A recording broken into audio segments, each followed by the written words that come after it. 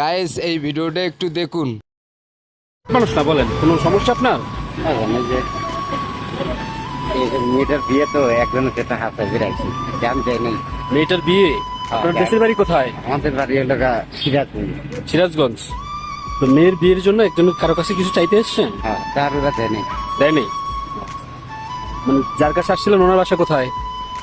Airport টাওলা। তো উনি কিছু দেয়নি? না তো কি ওনার সমস্যা চলতেছে এই জন্য? না, ওনারা বলতেছে যে আমার পক্ষে সম্ভব না। সম্ভব না। আর এখন কোথায় যাবেন তাহলে? এখন গুলিস্তান যায়, একদিন কামটাম করে অন্তে বাইক চলে যাবো। একদিন কাম করে কয় টাকা পাবেন আপনি? এই 300-400 টাকা পাবো। তো মেয়ের বিয়ের জন্য কয় টাকা খরচ লাগবে? ওই 5-6 হাজার টাকা চাইছে। 5-6 হাজার টাকা লাগবে।